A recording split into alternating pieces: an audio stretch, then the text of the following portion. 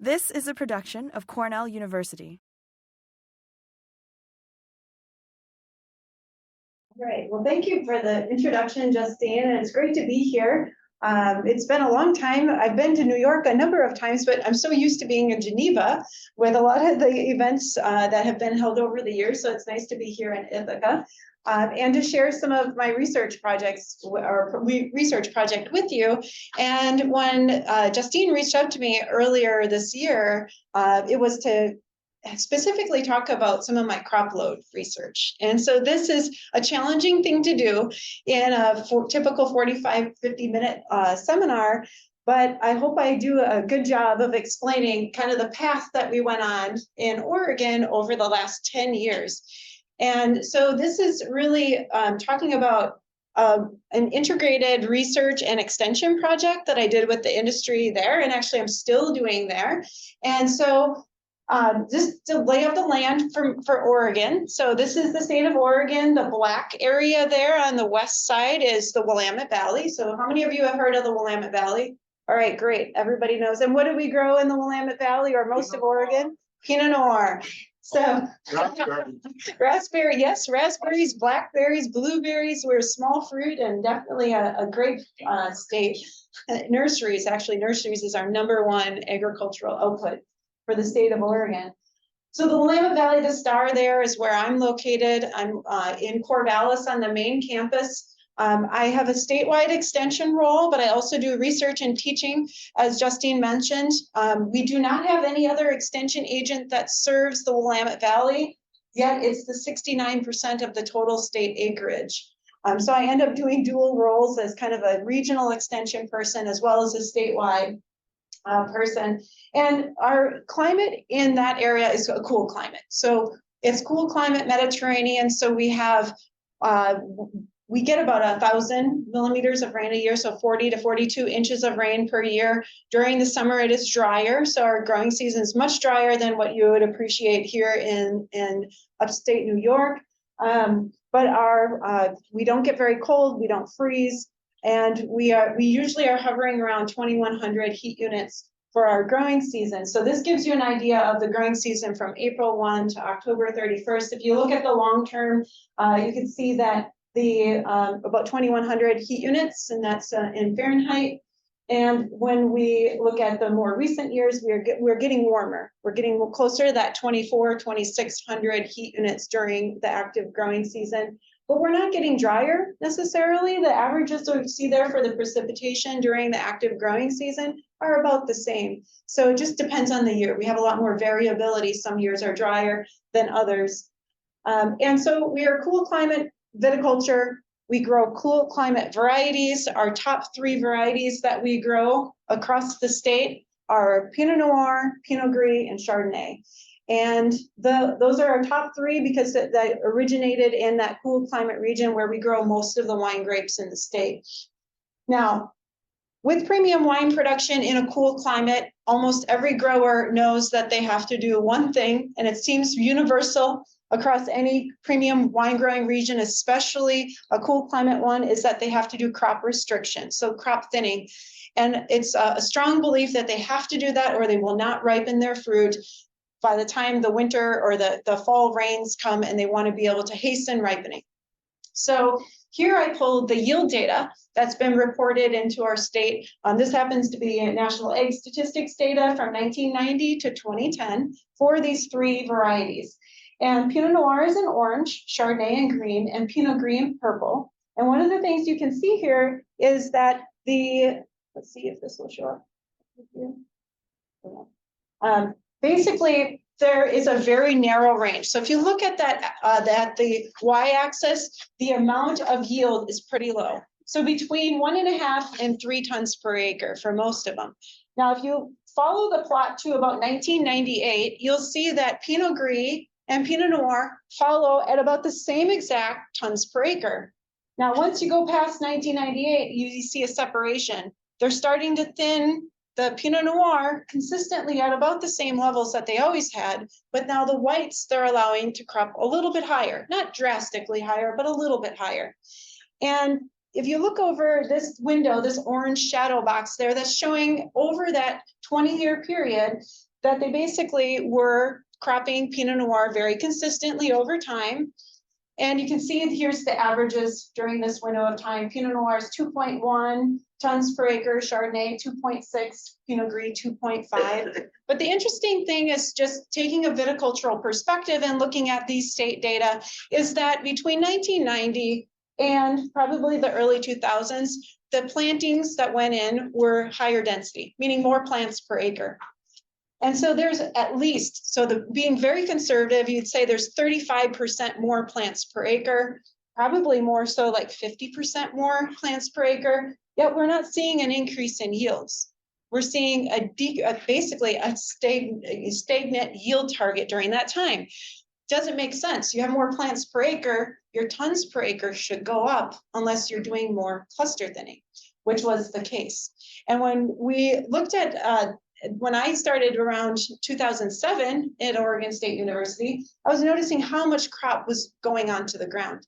Did not make any sense because not only were they cutting off crop, they were planting new vineyard acres because they said they didn't have enough Pinot Noir. And I'm thinking, well, 40% of your Pinot Noir is on the vineyard floor. But I was the new kid on the block then. I didn't want to stick my neck out too much. I just observed and looked at what was going on around me. And so I wanted to collect data. As any good extension person, they always tell us we have to do needs assessments. And needs assessment in my case was not just going and surveying everybody. It was looking, observing for several years before I came out with a targeted survey of the industry about what things puzzled me. And I couldn't address a question unless I knew what I was dealing with. So I did an industry survey in 2012. And basically asked, what are your crop management practices? So yield management practices. And what we found was that overwhelmingly, 82% of the industry who answered the survey did cluster thinning. And it wasn't just for Pinot Noir. They spent the most time cluster thinning Pinot Noir, which showed in the state reports. And the interesting thing was that they spent most time cluster thinning Pinot Noir because it's the most costly, or it's the most, they can bring in the most value, so highest price per ton, because of where it ends up, their highest price bottles of wine. And so at that time, 67% of those who said they crop then said they had the same exact target. It was between 2 and 2.75 tons per acre. So that difference is really from the luxury premium brands would say they were closer to 2, and the more higher production, the value brands were at 2.75. So that's not a very big span. And it was very expensive to do cluster thinning, about 40 hours per acre to send a labor crew, either 1 or 3 passes. They were doing multiple passes, and that in today's dollars is anywhere from $700 to $800 per acre. So that varies obviously with the number of plants per acre. So we published this study in Journal of Extension, and that was the framework for just setting out to do the work that we did over the next few years. And when I did that survey, I asked, well, why do you crop then? The overwhelming response is for quality. Now, it might have came in a different package. They might have said, well, it's to hasten ripening, or it's to increase flavors, or it's to increase concentration, which all get to quality. Only 7% said they did it for rot reasons, so they wanted to prevent overlapping clusters for rot, and then as rot prevention, and 11% said for vine balance. But they were also saying, oh, in addition to doing this for crop quality reasons. So nobody at that time identified what exactly yield management or what vine balance was. So I wanted to address that and to have them look more at what is the vine balance really, and is that more important than just a yield target? So we set out to evaluate this. Now, in the literature for Oregon, some prior people, including Marcus Cleaver, he was an emeritus professor at UC Davis at the time, but he moved to Oregon and started doing his own research there, just on his own farm. And he and some growers identified that for Oregon, our crop load, which is, or otherwise known as the Ravaz index, which is the yield divided by pruning weight, should be 3 to 6. Whereas California is oftentimes cited as having a Ravaz index of 5 to 10. So that's looking at that vegetative growth, at your pruning weight and your yield, and looking at those comparatively. So in this case, of course, in the viticulture world, yield does not equal crop load. You have to evaluate the canopy size relative to the fruit weight, which we can do with our pruning weights. So I started my first crop load trials, as any researcher would, with smaller scale studies. I decided to start them out in 2 different areas of the state that are Pinot Noir producing regions. So although the Willamette Valley produces the most Pinot Noir, Southern Oregon, although it likes to be known for other things, is actually still the #1 variety grown there is still Pinot Noir. It's just a warmer region and more arid. So we put in a timing by intensity trial at 2 commercial vineyards during 3 years, so 2010 through 2013. Actually, most of them started in 2011, but the first trial started in 2010. So we evaluated this in those 2 vineyards, and basically, when we addressed this question with multiple regressions analysis, which one made more difference, canopy size or fruit yield, to influence Brix, pH, TA, total anthocyanins, phenolics, and YAN, we found that overwhelmingly it was the pruning weight, the vine vigor, the vine size, probably the vineyard, had more to do with that than doing crop thinning. So yields, yes, it did influence Brix. That's what everybody hopes to achieve when they crop thin, is to have more sugar with time, and then it increased total anthocyanins. Those are the 2 things that changed the most in this trial. But we took it a little bit further. When we did this trial, because we were comparing different cluster thinning practices, what we found was that if they went lower than 1 cluster per shoot, there was absolutely no gain. So there would be no point to physically remove any more clusters, regardless of what the tons per acre were.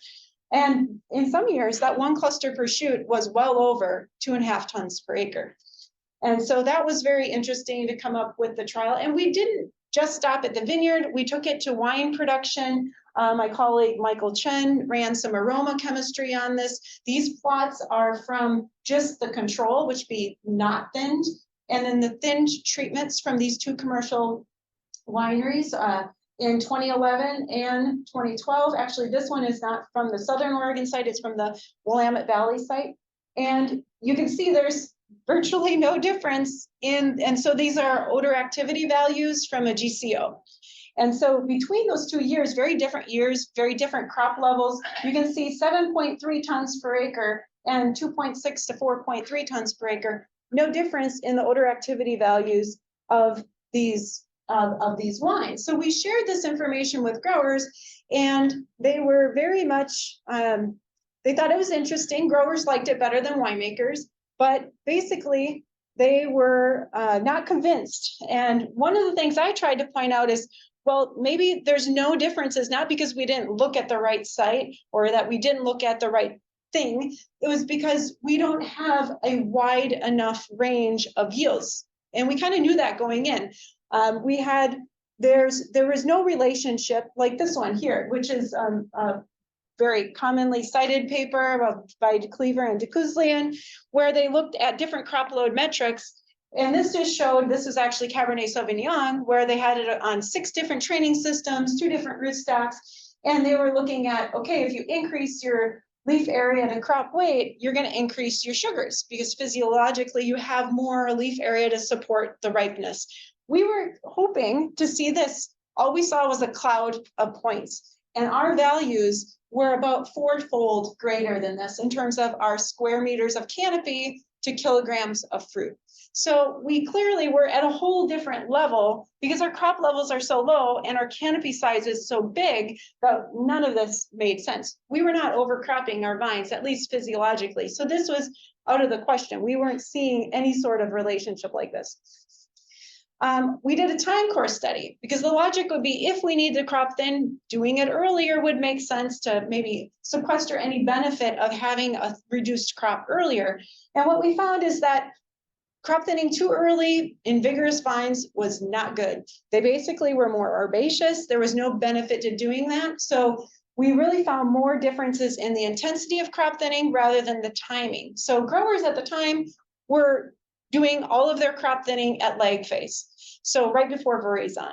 And so we said after this, okay, there's no point to do your crop thinning earlier because there was no benefit. It was actually holding back some of the vigor and creating a better quality from the fruit and wine perspective.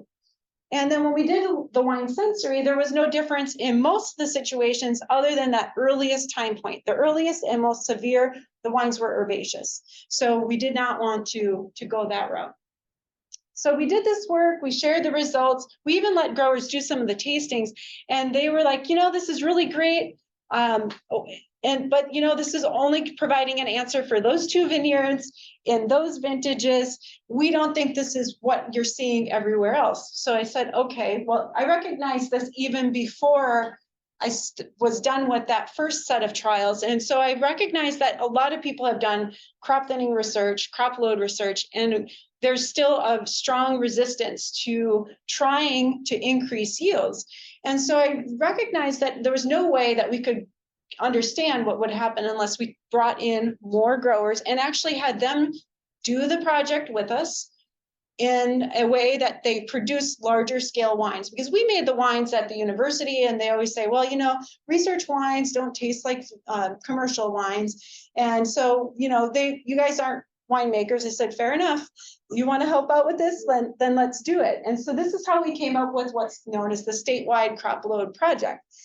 And we had planned this out for about 2 years prior to starting in 2012. And we brought a group of growers together and said, will this work? Let's design this together. And the goal of this trial was to not just do research like we always do research, and we just send our students and lab staff out to a site to collect data. We are going to train the industry to do this themselves in a block of their choosing, where they can test the different crop levels that they wanted to. So number 1 was engage industry in that research process, and actually give them protocols, have them follow through. And I thought, at least they'll learn and observe, and then we'll also get a big, robust data set that we can work with, so that we could do number 2, which was to understand how yields between a long-term period and different climates, even within the region, and the different sites, what does it look like in terms of that yield response by doing crop thinning? And then number 3 was to hopefully, after these 10 years, get enough data to support developing some true guidelines that aren't just saying, oh, well, we think it's 2 to 2.5 tons per acre for Pinot Noir, to actually have some guidelines or thresholds. And then 4th is a more recent development, is that now we're trying to use this data set to forecast yield into the future with climate change. And so we started out the project in 2012, and we wrapped it up after the 10th growing season in 2021. And this is the names of all the vineyards that were involved in the project. So we had 25 companies across 28 vineyards. That's because some of them did it in more than one vineyard site that they own and operate. And it was done across 5 counties, all within the Willamette Valley, and that covered 6 AVAs. So even though the Willamette Valley is a big AVA, there's other AVAs within it. So that's why we were across all of those areas. And you can see that there were 10 to 15 vineyards in the project any one year. And we asked that some companies were in a minimum of 3 years. We recognized they couldn't commit to more than 3 years, but some did. There were 5 that were in it for all 10 years. So that was really great to see. And most of them were in for 14 of them were in 3 or more years. So we designed this in a way that would be doable for growers. Cluster thinning is pretty easy. It's not like doing spray trials where there could be leakage or mistakes. I mean, there can be mistakes in cluster thinning, but this was pretty easy. It's a one-time point. Organize yourself and get it done. And we did it as a randomized complete block design in each vineyard. So I would go and help the growers flag off or learn how to set this up. And within it, we had these black areas, which are where their data collection points, so that they could collect data and they weren't worried about collecting it across, a 600-foot span of area. But they applied the treatments by telling their thinning crew to go through and thin on a pattern basis, because we recognize doing target yields is too hard. It's easier to just tell the crews to do a certain clusters per shoot. These are the different treatments. So between a half cluster, which is 1010, to no thinning at all. And so most collaborators in the project chose to do either 2 clusters and no thinning and 1 cluster per shoot. Some of them, if they did more than that, often would do this 1-2-1-2 or 1.5 clusters per shoot. And so they replicated it much more than 3 times per their vineyard site. They usually had at least 5 reps, but we had them collect data on a minimum of 3 because they realized how long it takes to collect data. Now, to any field researcher, you know how much time that takes. Theirs didn't take that long, but they're doing this on top of managing and producing a crop. So we had them do this throughout the year, and they collected data. We pared it down to only what we would use. We didn't have them do extra stuff because they didn't have time. So we had them do fruitfulness in spring, and that was something new for all of them, and they learned the power of that when they moved on. At lag phase, that's when they did cluster thinning, and they had to do pre and post counts. At veraison, we had them do tissue sampling. So we sent those off to a lab where they could be analyzed for macro and micronutrients. And we only did that for 2 crop levels, just so that if a company had, say, 5 or 6 crop levels, they weren't paying for extra costs there. So the growers picked up the cost for the first 5 years. The second 5 years, that was donated by Fruit Growers Lab in California. So that saved a lot of money. And of course, at harvest, the first 5 years, they would harvest, they would get their samples ready. We would run and pick up the samples from them. They would get yield data, of course. Fruit samples in the first 5 years were sent to ETS labs. They did all of them. And then the second 5 years, I took that in-house. And then in the winter, we would get dormant pruning weights. We also have phenology reports by all of the growers and wine production notes. And we also collected some air temperature data in all of these vineyards. So this is looks like a pared down method for research, but for growers, this was a lot. And that was a lot for them to manage. And so we had some producers that couldn't stay in the trial because they just didn't have enough manpower, but everybody else who could, designate this to somebody in their staff, they followed through, which was really impressive. So results. So what did we find? Well, this just shows the yields, the means and the standard deviations of the yields over time, just basically showing, and this is across all crop thinning treatments. We had a 10-year mean of just under 1 pound per foot. So that was the mean. And if we look at the different years, we had some high yielding years, 15, 17, and 18, which really were great to see. But we expected that we would have some low cropping years like 2012 and 2020, where they couldn't, they basically said, we don't even need to crop thin almost, but, they had to stay the course. They had to crop thin the same plots the same way every year. And then most of our crop variation had to do with cluster weight. And a lot of that was driven by whether we had rain or cool weather at bloom, because we do tend to have rain up until about 4th of July. And so this is what made a good year was a dry bloom. What was a poor year? A wet bloom. So it vastly affected cluster weights. And then fruitfulness was pretty much the same throughout all of the years. There's some variability there, but we usually are not over 2 clusters per shoot, usually 1.8.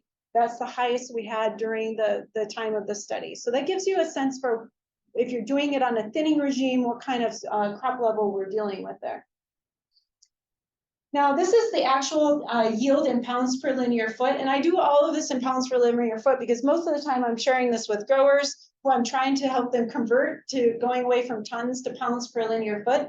And this is what's here is just on the x-axis is the different cluster thinning treatments, and then the yield on the y-axis. So this is the no thinning. And you can see the variability in these colored bars are by year. So the variability in any given year on the amount of yield that we have. And then when we have, so the range in yield was from 0.7 to 1.8. That's for no thinning. And then this is the percent reduction in crop level for each one of those clusters per shoot treatments. So then I'm starting with this to show that, okay, there is a significant magnitude of changing the crop level so that when we look at the data, you can see how the results are. And then the average for a full crop was between 1 and 1.2 pounds per linear foot. Still not a very high yield in terms of the wine grape production world. But we did reduce it.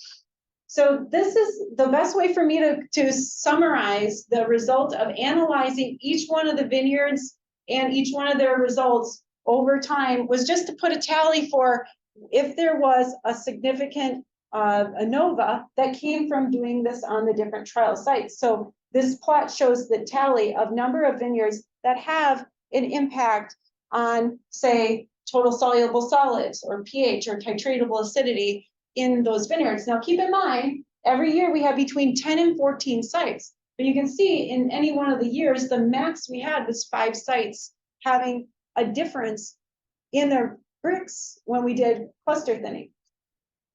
And so there are some vineyards that had no effect at all. So 42 to 85% of the sites had something different if they cluster thin in fruit chemistry wise. But then there's some that had absolutely no effect depending on the year. The fruit came out as not statistically different. And between 6 and 25% of the sites, there was no difference in their primary ripeness. So the things that they use to measure at harvest, so bricks, pH, TA.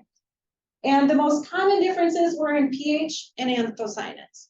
And you can see it was always a fraction of the total. We never had a consistent response over time that, say, this vineyard always responded in a certain way to cluster thinning or to any parameter. So one year it might have been different in anthocyanins, but the next it wasn't. So very inconsistent results, which were usually no results at all. So that was a lot of the growers that see, well, but the mean looks different, but the error bars, they overlap. So there's no difference really statistically. So then we looked at crop load. Our crop loads are not high. Here's a span, it's like basically less than 1 and up to almost 7.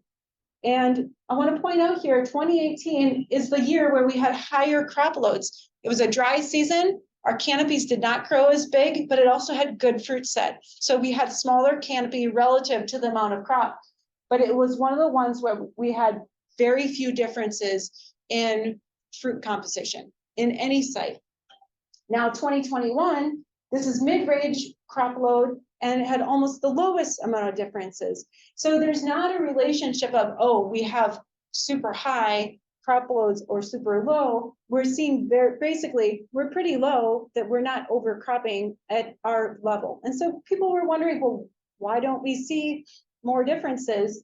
And part of it is because of how this project is done. It's all in Pinot Noir vineyards that are cane pruned, and they all do shoot thinning.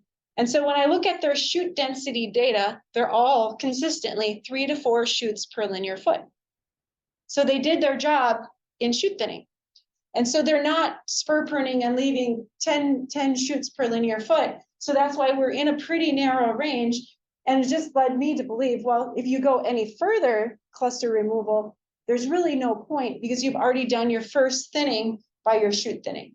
And so it's trying to get growers to understand that when we work through why there are so few differences in these vineyards. Now, this is what I didn't show a lot of these plots because this gets very confusing. We're at the stage where we're taking all of the years, all of the vineyards together and analyzing them to come up with some models which require mixed models and, basically keeping everything fixed, like year fixed, yield fixed, but then we use the site as random in the model, and we've come up with this, just the yield to total soluble solids. And basically from this, we came up with that for every 1 kilogram per meter of cluster thinning, so that would be 0.67 pounds per linear foot, that you decrease your crop level, you'll gain 0.2 in bricks. And when I shared this with growers, there was an aha moment with one of the growers, which was brilliant. I was glad he noticed it because I think most wouldn't. He's like, well, we don't crop thin that much. We're not reducing it by 0.67 pounds per linear foot or more, more than 1 pound per linear, or 1 kilogram per meter. So that is, basically the slope is very shallow, and we're not seeing this response unless we're in a year or a vineyard where we're in very high crop levels. And for single canopy, cane pruned, and shoot thin Pinot Noir, you're not going to be above probably about 2 pounds per linear foot. But what can we learn when we do have these years where we have a bumper crop? And so that's what I've done recently. And here I'm showing 2015. 2015 was a warm season, a high yield season. This is just all the vineyards that were involved in that year. There were 13 different vineyards. You can see the span of yield there. And certain vineyards are very low yielding, and some are pretty high. And the span there is showing the cluster thinning results. And so only 4 vineyards in that year had a significant ANOVA that came out that said, okay, your crop thinning led to differences in bricks. And why do I focus on bricks? Because that's what their contracts are written on. Whether we can quibble about whether bricks are important, but in the business world, it's yield targets, it's bricks. Those are the 2 most common things written in contracts. So basically, what can we learn in these years? Do they in a high crop year? And these are the 4 vineyards that had a significant response. You know, there's a higher amount of yield that they had, but we're going to look at that a little bit closer. So 4 of those vineyards are plotted here in the blue, and you can see the span of their yield and their total soluble solids. And there is a significant relationship. And when we look at applying this model to what growers would care about, and they say, well, what yield would I need to reach 23 bricks? Because that's a lot of times 22.9 or 23 is what's in their contracts. Well, they could achieve that at 1.7 pounds per linear foot. They didn't have to go to 0.8. So when we started the study, most growers were going to about 0.8, 0.7 pounds per linear foot. Of course, they would get riper if you want to use this model, if they did that, but it's not necessary. And all those other vineyards that didn't have a significant ANOVA response, they're the ones in orange. It didn't matter whether they crop thinned or not, their bricks was not, you know, it's basically a flat line. And the next thing would be, okay, so if your bricks are higher, your pHs are probably going to have similar relationship. Not necessarily. We often saw this. It was just a cloud.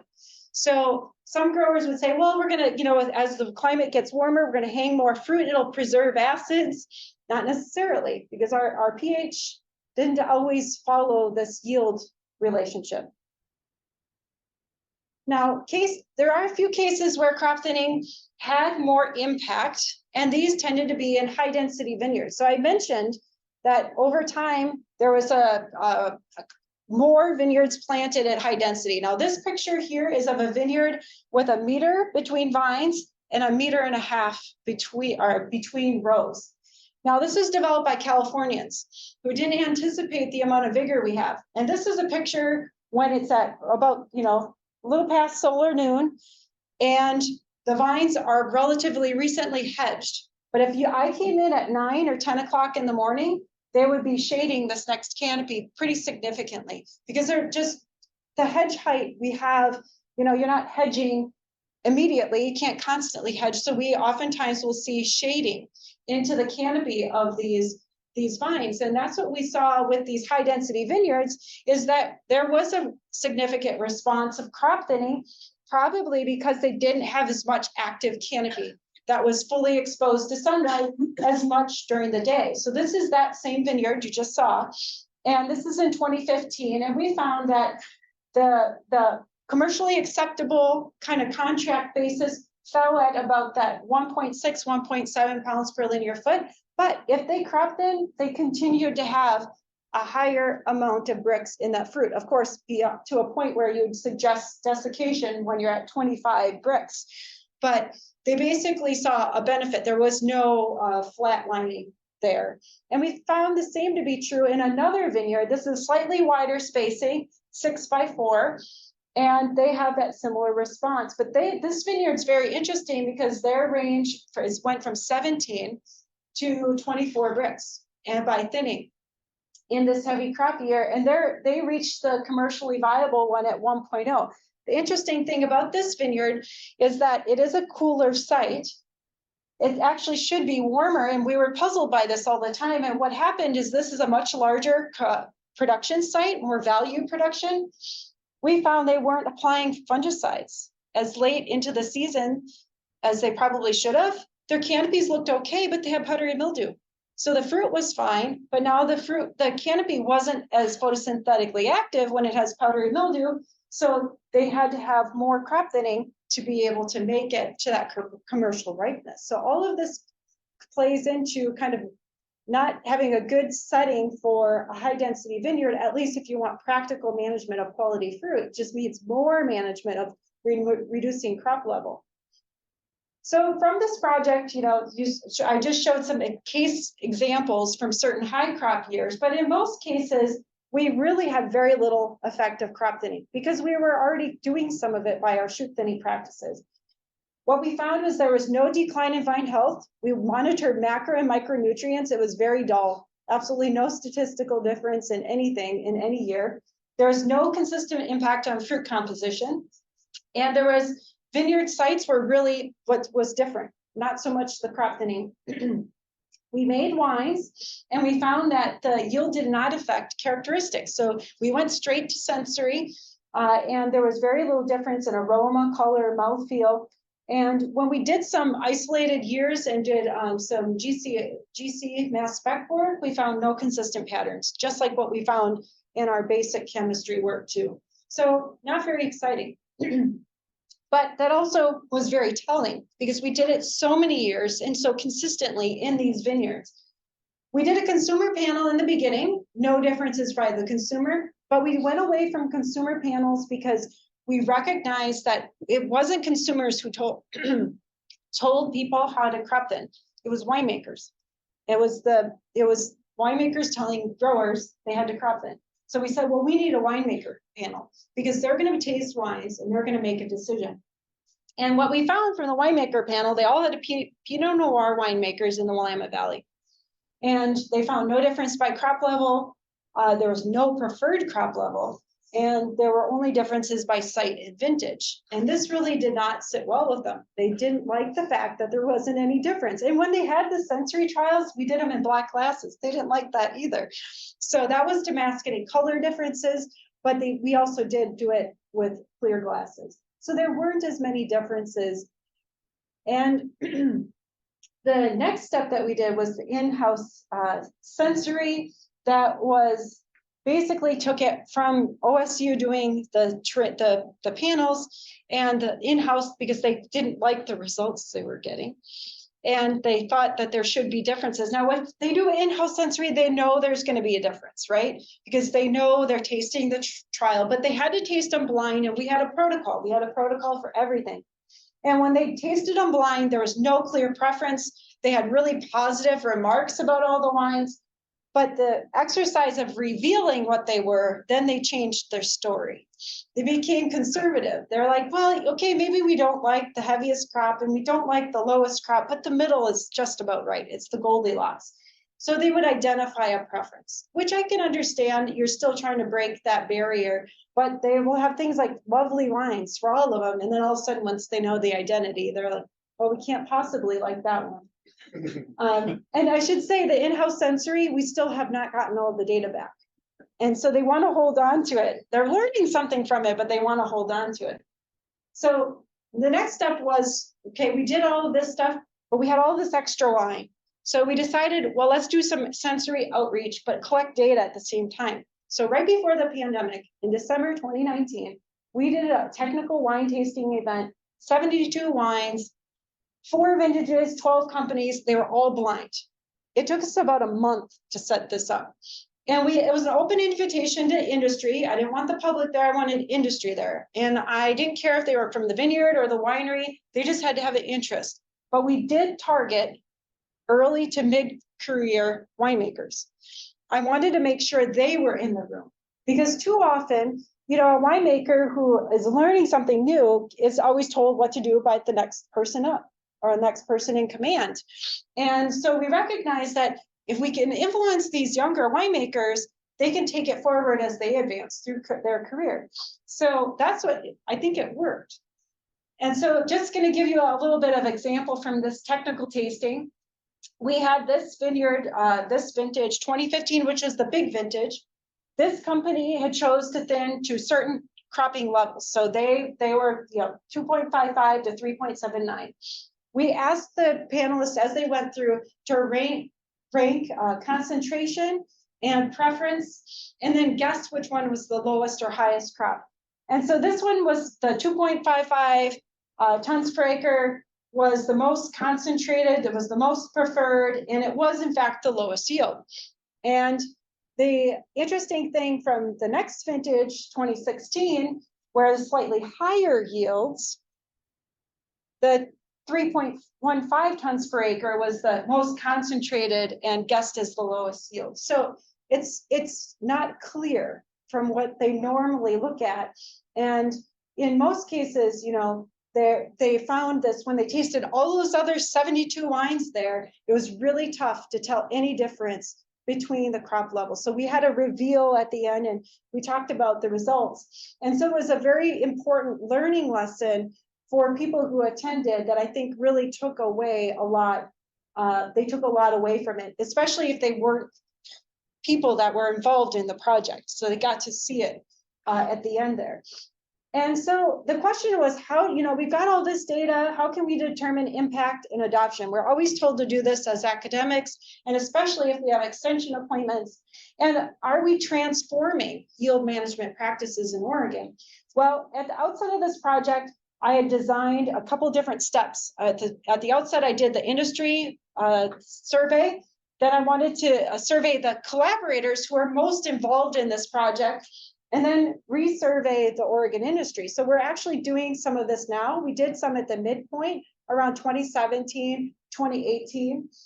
And what we found from the collaborators is that they learned how to just quantify yield in a much better way than they had in the past, starting at the springtime point with fruitfulness. And they learned how to do pruning weights and vine balance measures that they never did before. They kind of heard about them and they'd be like, I don't need to do those. They actually found how to use them effectively. They observed greater yield to quality potential. They thought for sure, we could never leave a full crop. These vines will start to decline. We'll have to add more nutrition, more water. That's not the case. They could actually see no visual effect from a vineyard that had full crop for the last 10 years. You could walk in the vineyard and not see a difference. Most of them said that they were starting to increase their yields beyond the project to about 0.5 to 1 ton per acre.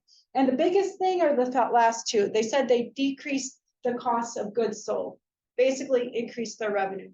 And that's when they started doing this in more areas of their vineyard. And they said, well, we couldn't believe we used to crop thin our value wine so heavily. What was the point? Now we have more of the value wine, which actually makes us all the money. And I said, so you're only doing this in the value because you value brand because you think you can. They're like, no, we just have more flexibility. They said, we think we can do it in our reserve blocks too. So that was kind of interesting. And the industry survey, when we asked them, you know, what are your contracts based on? And this is about the midpoint. Here again, yield target, bricks. Disease threshold, I mean, to me, that's a yes, no. You either have it or you don't. But it's mostly the yield target and bricks that is going to, and method of harvest, this is what changed. It was pretty much 100% hand harvest. Now they do mechanical harvest. What we found is that 90% still crop thin, but they're starting to crop thin at higher target, yield targets. So there's much more flexibility to negotiate what that is, whereas before it was just, nope, it's going to be 2 tons. That's all I want. I don't want any more per acre. And so greater freedom there. And we have a lot of vineyard management companies, and they said now they're part of that discussion because they know the vineyard. And before it was just, the winemaker told them, the client told them what it had to be. And then of course, more of them are understanding how to quantify vine balance, and are starting to look at their vineyards. And basically some of them who are just growers are starting to arm themselves with evidence that no, we can handle more. And this is how I know. Whereas before they were just like, well, what do I do? If the buyer says they've dropped more fruit, but I think it's beautiful and it's only a week from harvest, what point is it? You know, so they're having more flexibility there. And the greatest thing is that Oregon keeps yield data. And I can see since the start of the project, we have increased yield. Now there's some blips here because this was a year where we had very, very low fruit set. But basically that, notwithstanding those low fruit set years, we basically have increased yield by about 30%. So it's now at 2.75 tons per acre on average for Pinot Noir, but we know that it goes upwards of 3.5 tons per acre. And we know that this doesn't include all companies. They don't all fill out that survey for the census, but we try to get most of them in there. So summary overall, we found that site and year are the most impactful into quality, and cluster thinning cannot be used as a catch-all to make quality wine. If you've got a good site, you've got a good site. If you got a bad site, you've got a bad site. And even with cluster thinning, I take it to one, if you've got a really great site, that's a reserve site, wouldn't you want more of that fruit? Because you can't replicate that site. And so some growers have gone that far. They say, okay, I want more of my reserve fruit. Why am I throwing it on the ground? Whereas some growers take it as, well, I don't want to dilute that reserve fruit. I'm just going to keep cluster thinning it the way I am. But those who have said, oh, I can sell more cases of this quality wine, they've done that because they can't replicate that really great site. But crop thinning won't make a really bad site or poor decision in development better. We also found that either Brix or pH and anthocyanin are the most commonly affected by thinning, but it's not universal. You are not guaranteed to increase all of them in any one year or to impact all of them in any one site or year. So it all depends on what is that season giving you and being in tune with that. We do know one thing, high density vineyards are costing more than we ever thought because it's not worth it. Now you have more crop plants per acre, more cost to thin, and now you pretty much have to thin it in the high vigor, high density sites. And that's been also commented on by growers who manage a mixture of sites. They've said they have observed the same thing since me talking about this study. There's very limited, if no, wine impact, sensory impact when you crop thin. So that was really the thing that was very challenging for people to swallow because they had been doing this for so long and they see it as a risk to how they will manage in the future. And there's no clear link between thinning and wine preference. Over and over again, we've not been able to find that. And I'm just trying to get growers to focus more on that shoot thinning aspect and less on the late season cluster thinning. Because if you've done your job right early season, you're going to be set up much better for the whole season. You don't have to worry so much about hitting a target yield. But if you do it in pounds per foot and keep in mind the overall growth and vigor of the vineyard rather than just tons per acre, because that's really the most important aspect to it. And then I just want to say who are acknowledgements here because of the 10-year study. How do I accomplish this? Well, it was piecing together different funding sources. Not any one company wanted, or not anyone's granting agency wanted to provide 10 years of funding, but I was able to piece it together with my own extension program and these three granting agencies. And the people I have listed here as over time, it's not how many people I have in my lab right now. So a lot of people who came through my lab over the last 12 years were exposed to this study in some way, usually in herding cats to get data from growers or get samples picked up or doing the analysis in the lab. So that I never once put a graduate student on this because it was too difficult to do. But that's all the people that have been involved. So hopefully I didn't go too much over my time. All right, so we have a few minutes for questions. Does anyone here in the room have a question for Dr. I have a question. Yeah. So I think I saw some of your data from first maybe a couple of years of this when I was in Oregon, and it sounds like after 10 years, you just more so confirmed everything you were kind of thinking at the beginning, right? I mean, That's yes. Can you repeat the question? So Okay, sure. folks? So the question was from Dwayne, who said that he observed the first couple of years when I was sharing this, because I didn't wait for 10 years to share this. I shared it along the way. And that's why people started adopting it along the way. But basically, we found in the early years that there were no differences. And we always would hear, well, you need that other warm year. We need another 2011. That's cool. And it's like, hey, I don't make the weather, That's why we do it over 10 years. But we stayed consistent in how we did it. And that was what I said, let's stay the course. And that's basically showed for many, okay, that's enough data to support that this is just not necessary. And I go back to, well, this is why, because we're already doing crop management with our our shoot thinning practices. And so that explains it. I think people understand it more now from that standpoint, because if we were to design it differently, like spur prune and go to 10 shoots per linear foot, then we'd be looking at a completely different story. But we're working within the operating parameters of most vineyards in the area. So yeah, that's the takeaway, is that we're already doing cluster thinning. We don't have to do it late season. But yeah, there's not a lot of impact on the fruit quality. So you don't need to plant more acres. You can just produce more per unit land. Yeah. Great. So Patty, what's the origin of the crop load thinning in the industry, right? I mean, did they take it from another growing region and thought it applied to them? Like, why did they start this practice if they weren't observing something that they thought was a benefit to them 10 years ago? So great question. So the question was, where did this practice and the kind of target yield come from? So I asked growers, they always will try to emulate Burgundy, France, where there's restrictions, but usually their restrictions aren't on a per tons per acre basis. So then I started asking the industry. I said, so why 2 tons? Why 2.5 tons? And their answer was, well, we can't control the heat that we get in a year. We can't control when the rains come. So the one thing we can control is cutting fruit off the plant. I said, okay, fair enough. And to them, that was just creating some consistency over time. But when I went back and calculated the amount that they could possibly grow in the pre-1990 period, 2 to 2.5 tons per acre is all they could grow. And so that made sense. They didn't start crop thinning until they started going to higher densities. And so one of the very influential growers of the region, he started planting a lot of high density, borrowing from the French. And he basically said, well, if we could grow good wines at low density at 2 to 2.5 tons per acre, then we should keep our yield targets the same, but now have smaller plants, which didn't really add up in my mind. And so I was like, then you just have a lot more plants per acre for no reason, essentially. You just have a lot more work.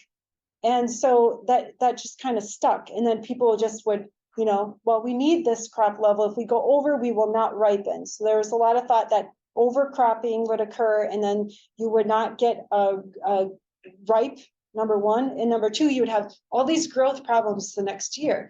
And that came from, a little bit of that came from my predecessor who worked on carbohydrates. But I think it was never clarified in the context of what they do.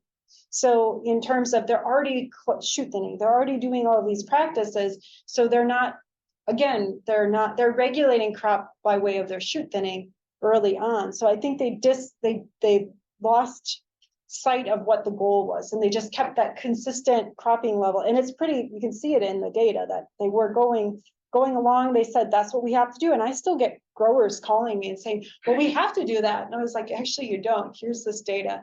And so, and I'm trying to get more of it open access and online, so people beyond just those who have gone with us in the story for the last 10 years can learn. But it's going against kind of industry practice and the status quo, which can be very challenging when that was how you achieved quality, and it's in the contracts. So yeah. All right, we've got time for probably one more question, but let me check in with online. Thomas Bjorkman, you've got your hand up. Do you have a question?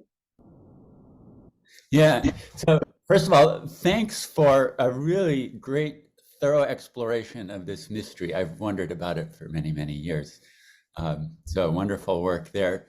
I once visited the Willamette Valley in mid-September. Pinot harvest was on here. I visited some vineyards, and raisin was just beginning. So I was thinking, yipes, how are these going to ripen? There's so little season left. Does the late ripening play a role in limiting what the yield can be? I mean, 3 tons still doesn't seem very much considering how much sunlight you have in the season. So if you were there and Veraison was just starting in September, it probably was 2011 because 2011 was a late season. We usually go through start Veraison in August, depends on early to mid-August.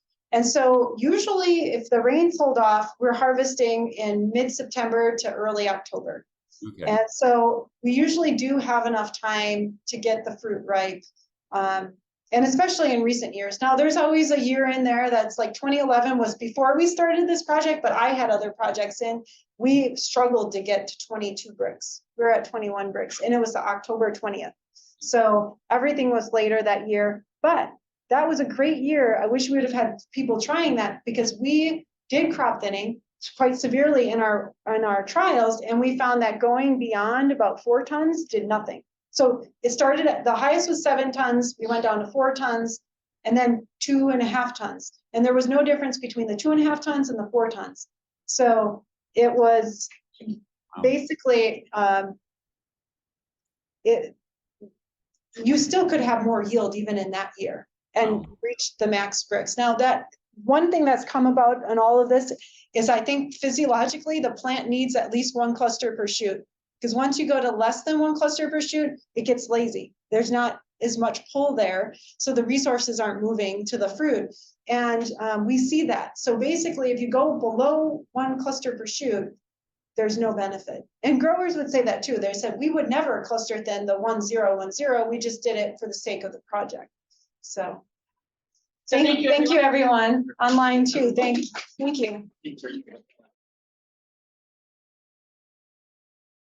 This has been a production of Cornell University, on the web at cornell.edu.